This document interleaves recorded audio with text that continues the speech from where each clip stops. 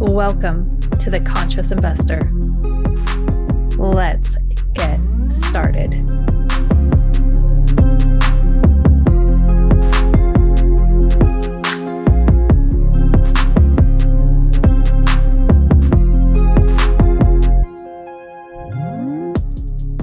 Today, I am joined by a friend that I've been able to get to know because of podcasting. And it's such pure joy and pleasure to have you on my podcast now, Evan, because I've been on your two podcasts and it's just great. It's like welcoming someone into your home when it's, fellow podcasters. So Evan, welcome to the Conscious Investor. Thank you so much for having me. It is always a lot of fun to be on the other side of the mic. Usually I am the host and I'm the guest, so it's always really exciting to have that change of pace. Yeah, and you're not just, and we're going to get into this more in a minute. I have other questions that come first, but what's really fascinating is that you're not just typically the host, you're also a podcast producer and serve so many, you have a whole clientele, a business that you run. And we're going to get into that. But before we do, one thing that was particularly endearing when we first connected, and I think we connected via Facebook first. Is that correct? Yeah.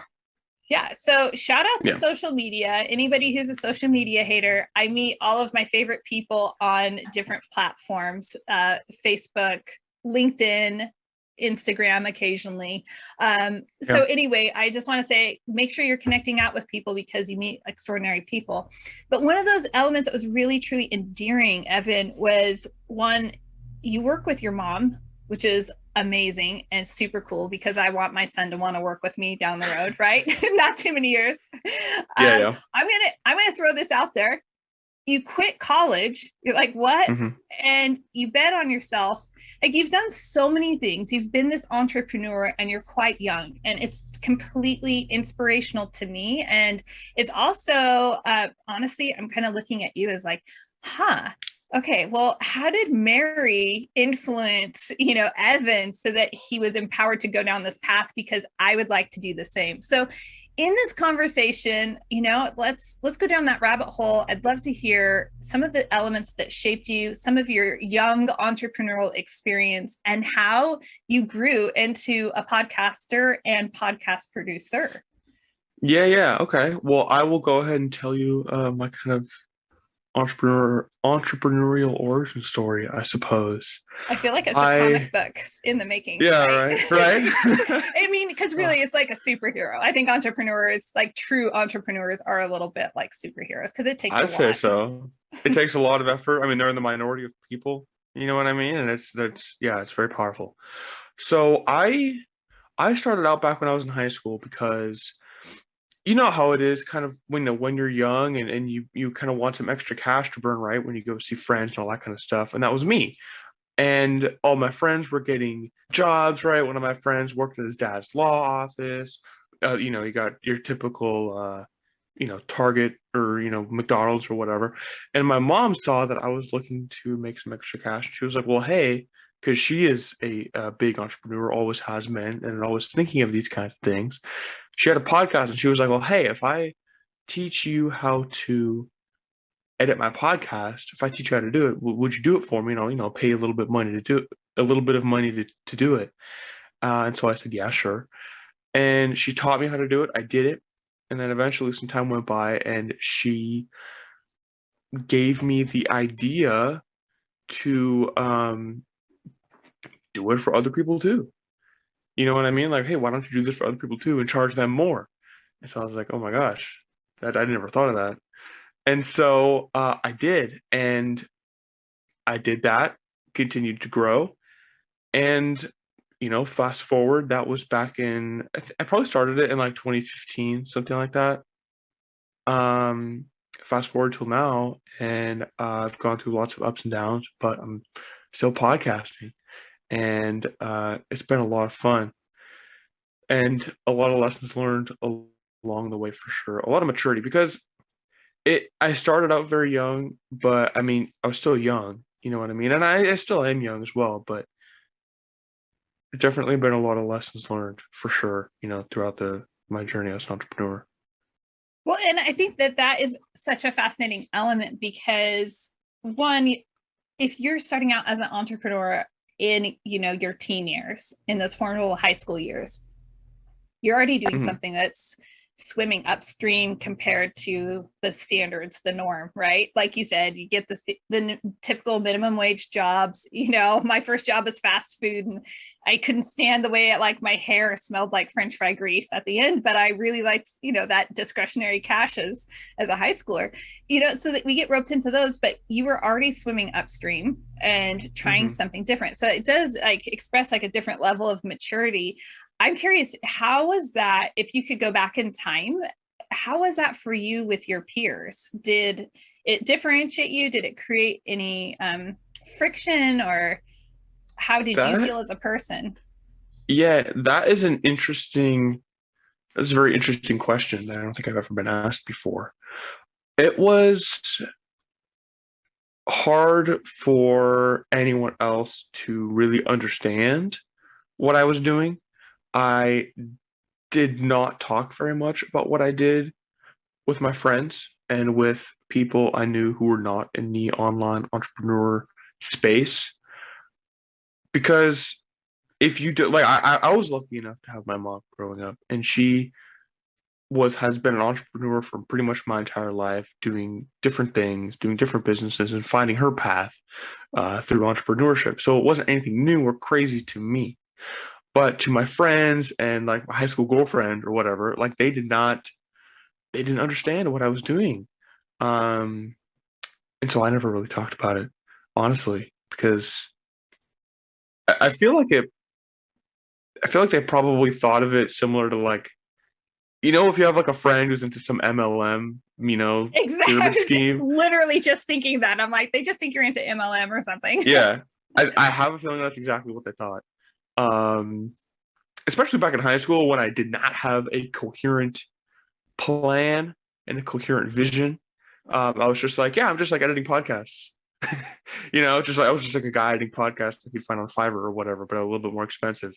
Um, Whereas now it's like an actual agency, like that I produce podcasts for people professionally. It's not it's just a contractor.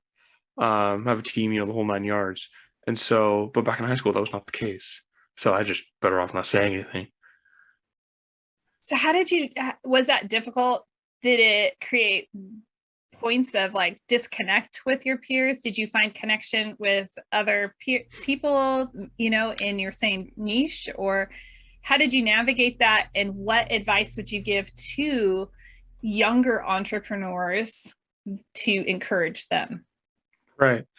It did not create many difficult points when I was in high school and early college because I was from the outside, I was still following like the path, right? The normal path. I graduated high school, I went to college, the local college here where I grew up. And um, so from the outside, no one would realize that I did podcasting essentially on the side. Um, so there wasn't really any difficult points there. As far as who did I meet online, um, I mean, no one who I would consider like a close friend. However, I am all about relationships, and so I'd consider a lot of people I meet online friends. Maybe not like, uh, if I'm having Call a you at difficult 2 time or a.m. a great time, I would call them, yeah, type of friend, right? But I'd still, I consider them friends. But I mean, especially in high school, most people I was working with or talking to were like in their 40s or older. You know what I mean? And I Mm-hmm. was on a similar level as Yeah. they were.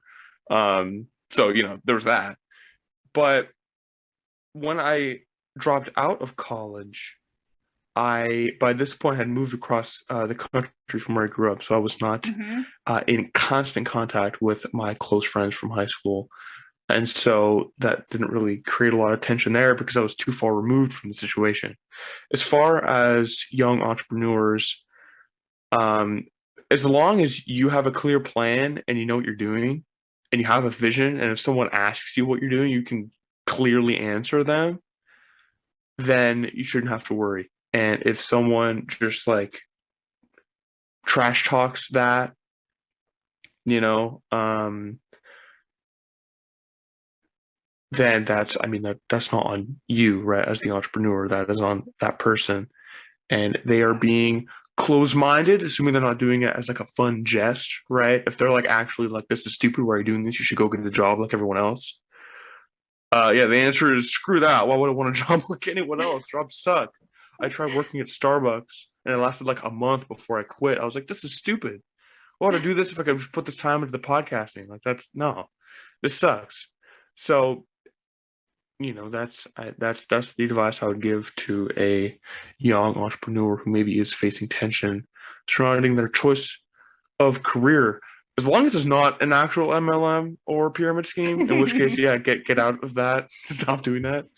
Um, if it's a legitimate business, then just double down and continue to do that.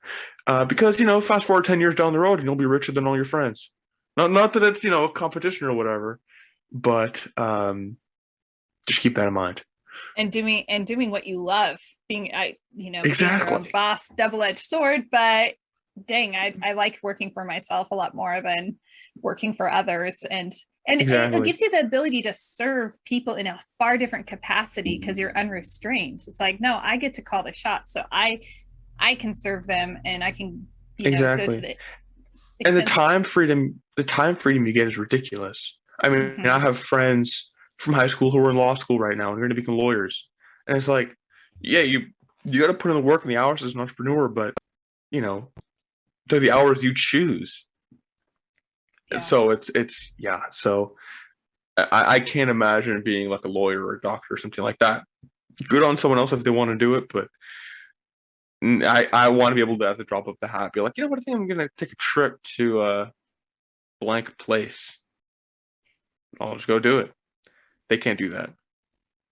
Yeah, and that is the reality. And it is a interesting balancing act I have found, between being able to call those shots and say, you know what, my kids have a snow day today. Unfortunately, today it's my podcast recording day, so I'm not going to ditch my, everybody and go play in the snow. But Right. on other days, if it's just work that I'm working on, okay, well, I can do that work at nighttime and go out and do something with my Exactly. kids. Like, Or the podcast yeah, recordings is not going to last, 10 hours.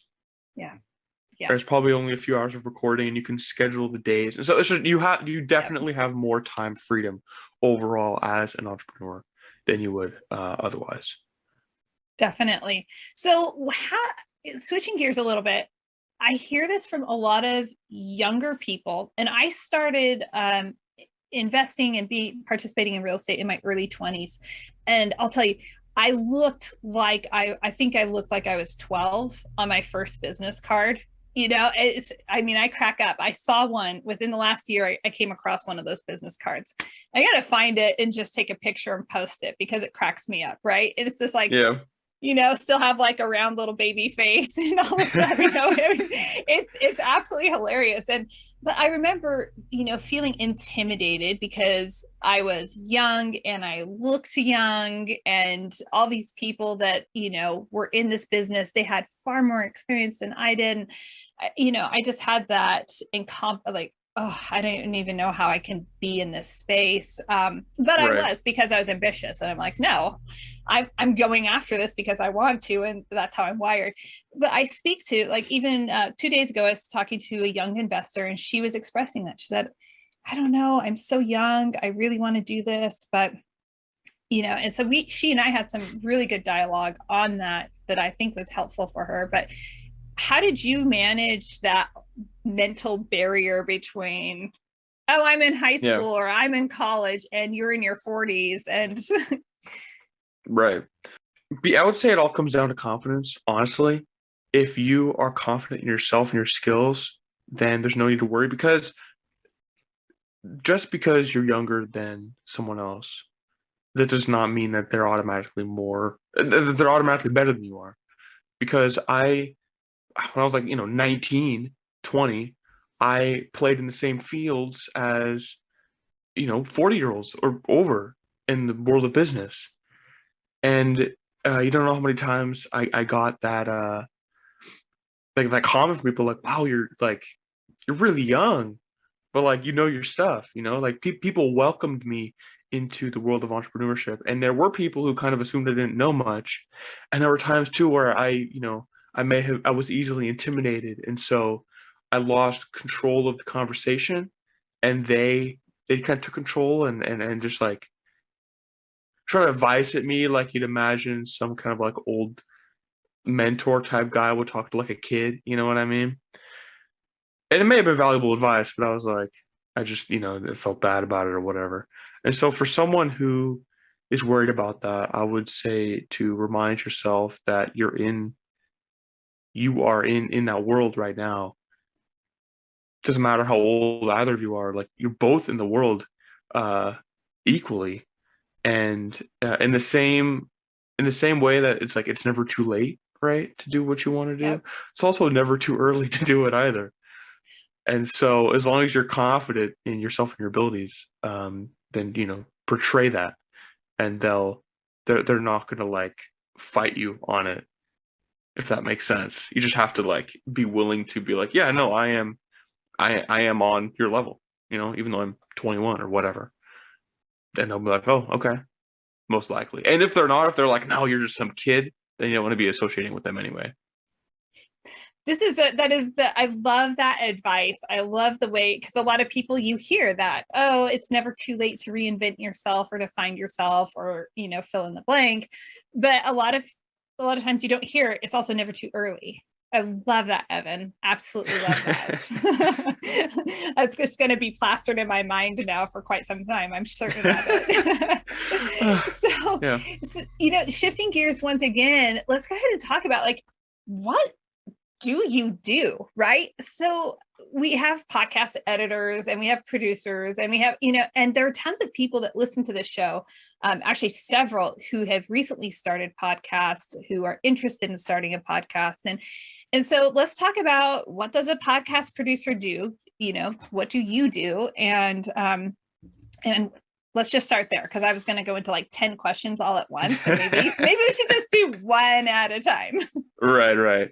The logistics of what I do is that I edit and produce podcasts.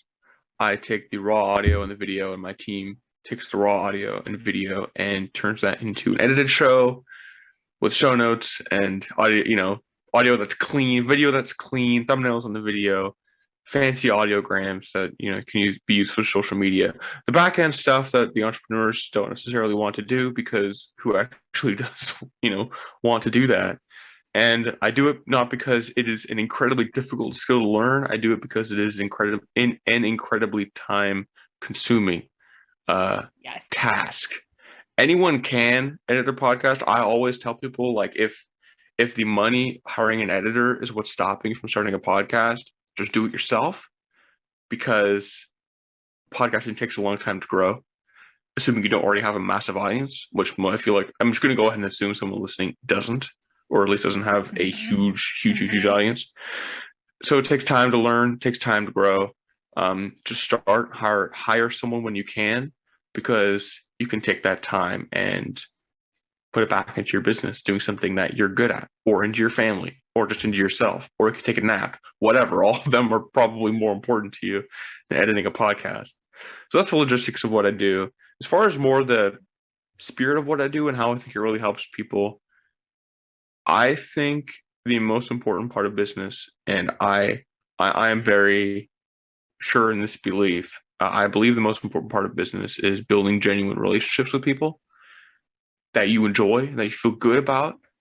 And of the many different ways that I've tried, podcasting is by far, I think, the best way to go about doing that. So that's what I try to help the people I work with to realize and take advantage of as well. So if that makes sense, that is a summary of what I do.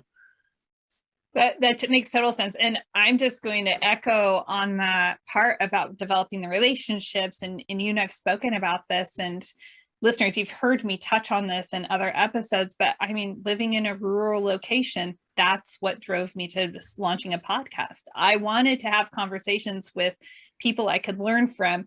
And by having a podcast, it creates a fantastic platform. Like, why not just record that conversation? And now everybody can benefit from it, not just me. And I can develop a relationship with this person that is a little more substantial than just, some quick fly by night passing by on social media. It's like, oh, we got time off there on the front end and the back end. And I've gotten some incredible advice from, forerunners in my field. So those relationships are very, very powerful. Oh yeah, you'll be surprised. Pretty much everyone will say yes to being on a podcast. And what that gets you is an hour of their time to sit and have an engaging conversation with them. And that is how you build a relationship. Mm-hmm. Yeah, it's absolutely amazing. So you mentioned something about podcast growth and about how it takes time. And since we're talking about podcasting right now, like, what has been your experience with the podcast? I'm assuming you've helped some clients launch their podcast. So, Yes. talk about that, because most people don't realize that it does typically take time to grow your listenership. And there are some podcasts that just, are just take off right away, and they've really worked hard maybe to trip some algorithms or something, but let's just talk about that growth part so that we can comfort people. Yeah. So there is a saying that I think applies perfectly to podcasting, and that is, when was the best time to plant a tree? Well, the best time was 20 years ago, but the second best time is now. And it's the same thing for podcasting, right? When was the best time to launch a podcast? As far as growing the audience, I mean, it definitely takes time, but it's time that's kind of it's correlated to how much work you put in, how often you release, et cetera, et cetera. I would just say, if someone is, because I'm all about actionable advice.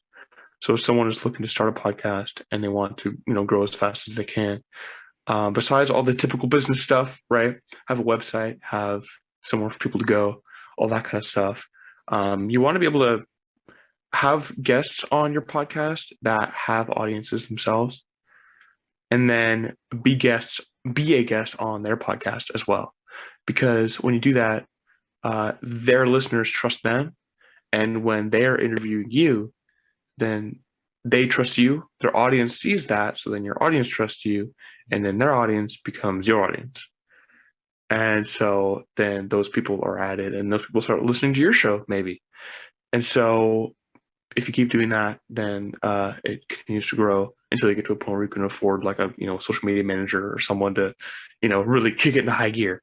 But that is does that make sense? Is that Totally kind of what you're makes asking about? sense. Oh, yeah. Yeah. No, that Yeah. totally makes sense. And that part about cross-pollinating audiences, and that's what you and I are doing now, as the conscious investor, it's powerful to hear a young entrepreneurial story and the investment in creating a business. That's really important. But you also have your podcasts, multiple. And so it's like, great. Now we're cross-pollinating and we're sharing our audiences. And if they hear you and they like you, then they go over. I do this all the time. I hop around to different podcasts because I'm like, whoa, that Oh yeah. person's amazing. And Podcast then next thing listeners love to listen to podcasts. this is true. This is true. Oh my Yeah. gosh. But all of it, it's like they're all byproducts of the relationships that you build, honestly. Yeah. Let me ask you this. When you think about starting a podcast, what are some elements? Let's talk to from your professional, position. Let's talk to the person that wants to start a podcast. What are they looking for in a producer? What would, if they're scouting out and they're just looking at different people online and looking at what they're offering, what are some of the highlights that they should actually look for? Right. So there's a few different routes you can take. I feel like there are three main avenues if someone's looking for a producer. Avenue one is the typical Fiverr guy, right? They're cheap, but you get what you pay for, right? The work is good, it's editing. It's solid editing. I'm not saying if someone's on Fiverr they're bad or that you shouldn't do it, but it's not going to be incredibly personal. You're just going to pay Fiverr, and then bing bang boom, you're going to have audio that's been edited. but no special extras, nothing that's like you're gonna have to still do a lot of work. They just take some of that grunt work. Avenue two is perhaps someone like myself, where it is more of an established business or agency, but at the same time, the agency is run by someone who was like myself, where it's one of the cornerstones of my business is personal kind of boutique service where I talk to whoever I end up working with and we have a conversation around what they need, how it can help, and it's very, very individualized. But they still get the skill and support of a dedicated team, people that have skills in the world of podcasting. So it's going to be more expensive than a Fiverr guy, but they get a lot more value out of it, I like to think. And then Avenue Three is a really large advanced podcast production like company. If you just look up podcast producer on Google, those are probably the guys who you're going to see first. But there are no face to those businesses. It's just you pick their package and you upload your audio or whatever to their software, to their website, and then bing, bang, boom, you get it back. But there's no real personal service, but perhaps it's faster, perhaps it's cheaper. I'm not sure. Maybe not faster, but it might be cheaper. I don't know. You'd have to compare all your options. It depends on what you're looking for. That's what I try to do when I try to help people with is the relationship side of things. I build really strong relationships with people that I work with, and I do good work for them. And they get that personal service, which a lot of people, I mean, that's why independent businesses exist. That's why you might go to your independent butcher shop or deli instead of just like Walmart for groceries or something like that. As far as what people would like look for in an editor, if they choose one of those paths, if someone ghosts you or doesn't talk to you, obviously that is a sign to not work with them because I mean, if they're not going to message you, in a timely manner, then will they get your episode out in a timely manner? I don't know, and neither do you. So, just honestly, just it's all about the relationship. If the relationship rubs you the wrong way, find someone else. Of course, I hate to say this because I don't want there to be, but there are a million podcast producers out there, right? It's not. I'm not doing anything new. You go to someone because of them. So someone would work with me because it's me doing it, not because I edit podcasts. Because there are. I mean, same thing with like a social media marketer or someone working in investing, right? How many people are there out there that work in investing and teach investing? A lot. Someone will go to you because it's you, right? How many marketers are out there? A lot. Someone will go to like someone like my mom does social media marketing and chatbots and things like that. A lot of people do that. Someone will go to her because it's her. So that if that answers your question, that it's just focus on the relationship. Well, you know what? That's exactly the same thing in, the apartment syndication real estate investing that I do. Yeah. We always say bet on the jockey, not on the horse. Like, know who you're working with, have a relationship with the person you're working with, because you can have confidence in that versus I'm just betting on, this particular Yeah. outcome. And you know that it's Yeah. something you can count on for the long haul. Mm-hmm. Someone like myself, where I'm really invested in what you're doing and who you are. It's like, I'm not going anywhere. I'm not just gonna drop them one day without saying anything. Like you know, I'm invested in it as they are. Yep. Yep. And Yeah. and You I'll want say someone who's invested like that. you really do. And I mean, when you're working with a good editor, then you end up hearing things like my editor who said, "Hey, just a heads up, you're interrupting a lot." And was willing to like pass along some productive, very constructive criticism that would help improve my podcast. So it's a matter of like when you have those relationships, then your editor is able to help you improve and grow even. And you can't, it's going to be difficult to receive some constructive criticism, if you don't have a Yeah. relationship with the person. But if you have a Yeah. relationship and that person is investing in you and believes in you and your message, like you're going to hear it a lot better. Yeah. And I think that speaks to that relationship that you're talking about. It's like it's a real relationship that is going to help like really improve the quality of Oh your yeah. podcast. If it's a good relationship, I mean, the producer's gonna, if you're, let's say, having like a monthly call or you're calling or whatever, and there are questions, they'll be like, hey, can I give you some?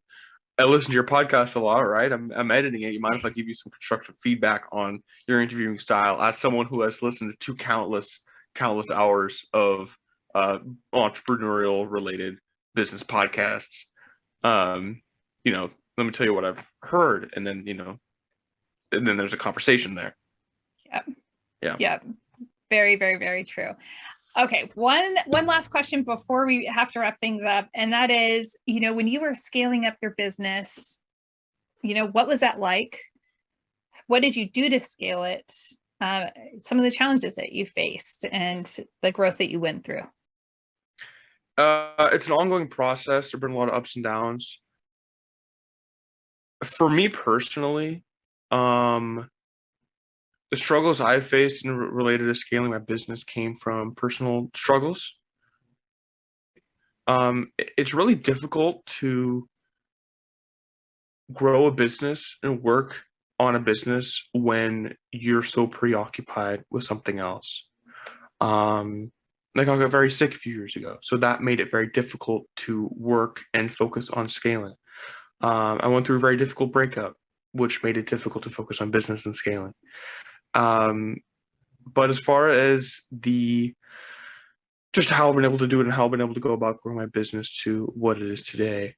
Um, I mean, honestly, I said it before, and I'm just kind of repeating myself, but it's honestly just all about relationships. I mean, you have to have a place for people to go to and connect with you, right? So make sure you have your social media, make sure it looks nice, looks professional, website looks nice, looks professional, et cetera, et cetera. Um, Otherwise, other than that, if you have a kind of a home base like that,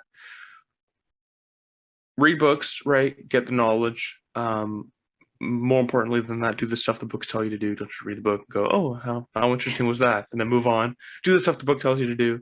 And the biggest thing again is the relationships. I mean, start a podcast or however it feels right to you. But in my opinion, podcasting is one of the best ways to do it. And find people who you think are interesting, who you might want to work with, and reach out to them and have a conversation with them on your podcast if you want. And then either one of three things can happen. You're allowed to work with them, which is awesome because you gave them an incredible experience in your podcast. They really like you. You tell them what you do, and then they go, "Oh, that's so interesting. I'm looking for someone like that." Boom, there's a client. Or avenue two is that they're like, I think I have someone who fits this exact, you know, persona or whatever. You tell them who you want to work with, and they're like, "Oh, I know someone who's exactly like that. You just describe my friend." So the boom, business, right? Referrals. Or avenue three, none of those happen, and it was just a great conversation that you had that you can use as content on your podcast, and maybe you got an insight or two out of it. Which boom, that is amazing. And so I would just say focus on doing that. That is what I have done, and this worked for me, and it has been very fulfilling as well, which I think is the most important part of it. I love that part. I completely agree. It's so fulfilling, having the conversations, getting to know people, especially you. This is our third podcast recording between all the podcasts, and it's just joy. It's like, oh, Mm-hmm. I was so excited to see you again. Like, oh, hey, it's Ev. I get to hang out with Evan for a bit, and we get to share Yeah. some really valuable information that's going to support a lot of people, either with their own children, with where they're at in their journey of an entrepreneur, an investor, or it's just so many obstacles that can be helped, and I love it. Evan, this has been pure joy. I always enjoy, the conversations that we're able to have. Can you please tell everyone everywhere, where would you like to send everyone so they can get all things Evan? Yes. Well, you're more than welcome to check out my website, pathtopodcastsuccess.com. And you can check out my podcast of the same name. Julie Holly is up on there. And I'm always available on Facebook to have a conversation. If someone wants to reach out to me, go for it. Or you can send me an email at ipodcastedit@gmail.com. You can find me there too. But yeah, main place is the website, pathtopodcastsuccess.com. Path to Podcast Success is the podcast. And that's what I'm all about. So that would be where you could find me. That's fantastic. We will have all of those in the show notes. And thank you so much for hanging out with us and listening to this awesome episode. Make sure you go and check out everything that Evan's doing. His conversations on his podcast are so fun. I enjoy your interview style. It's very similar. This just a really natural conversation. So if you're enjoying this podcast, head over to his podcast, because you're going to hear a lot of different voices speaking on a broad variety of topics. I am confident you will enjoy. Until next time, live big, love bigger. Overwhelmed by apartment syndication but want to learn more? Let me help you press the easy button. Head over to 3keysinvestments.com and download Syndication Made Simple. I explain simply how the process works, who's involved, and how you can get started today. You're smart, and with this simple guide, you'll be able to understand the process. Head over to 3keysinvestments.com and download Syndication Made Simple.